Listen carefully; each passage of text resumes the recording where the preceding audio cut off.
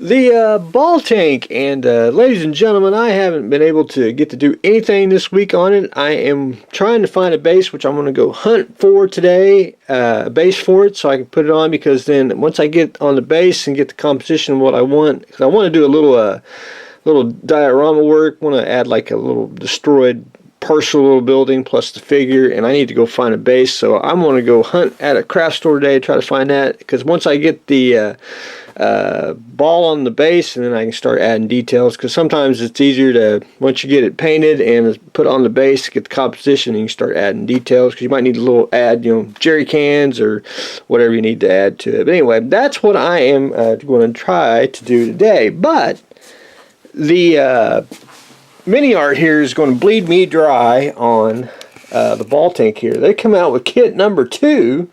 They're coming out with a German one, which is the same kit. It's just you get, instead of basically Russian machine guns, you get MG34s that are German. And it's not too bad. It's the same kit, but you just get an extra decal sheet, which I'd like to have this because it's got Mickey Mouse, which I'd like to have it. Now it shows also American, which I assume you can make an American one, or they may come out with a third one and do an American one, Australian. Just so much you could do. I don't really see it as a German design, my personal opinion. I do like the Russians had it first. I think it's more Russian style than the Germans would do the ball here. I could see if they did the different on the track, but anyway, I'm going to have to, once this comes out, I'm going to have to get me one so I can have 2, because you know how that's the way we like to work around here. So we're waiting for kit number 2 to come out so I can purchase it. But anyway, that's where I am on Mr. Ball Tank. Little program note here. I'm your local Hobbytown, if you have one here in the States, they're having a national model contest today. And Gundam is sponsoring this one, so that's they're going to have like prizes. You can win Gundam kits and door prizes here at my local Hobbytown. I'm going to be going to that today. I'll take pictures of it, so you'll probably see it on social media if you follow that way. But anyway, I like small contests like this, because you do see a lot of great work that you don't really get to see at the nationals. I mean, you see great work at nationals, but there's a lot of raw talent that's at local shows that don't go to national competitions.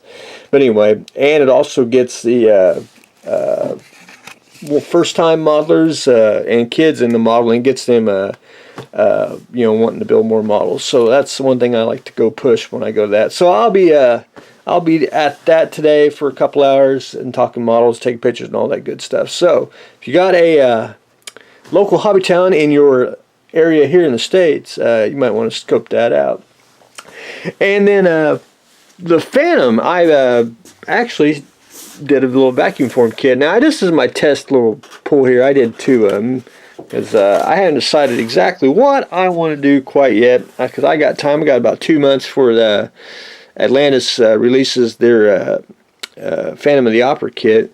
I want to make a kit for the Phantom of the Opera, which is a combination of the Hammer film and then the 1943 one. But I also want to make it generic, so it is 1/8 scale, so you could add any type of monster to it, which is just door, archway, and steps. I'm trying to decide if I want to add any more brick. I did, where is it? I did sculpt some of the brick on there, and you can probably see it. You can see it on the master here, which it's very, very faint. It won't show up on the vacuum form kit. And I don't know if I want to make it any deeper or not. I want to keep it generic. That way, I mean, you could technically put your little deal of putty on here and scribe it if you want to add brick, or you could do like a solid concrete texture. But anyway, I want to cut one out, and I want to glue it together and play around and see what I want to do.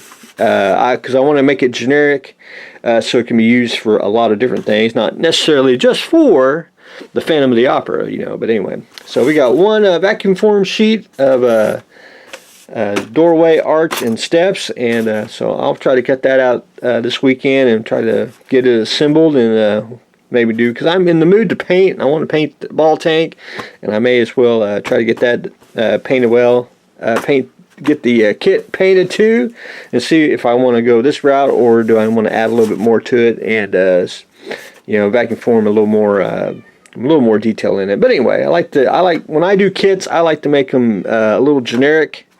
That way they can be used for anything and can be added. A detail can be added on at the modeler's discretion. But anyway, that's what I've got going on today. We're going to try to make us a new vacuum form kit.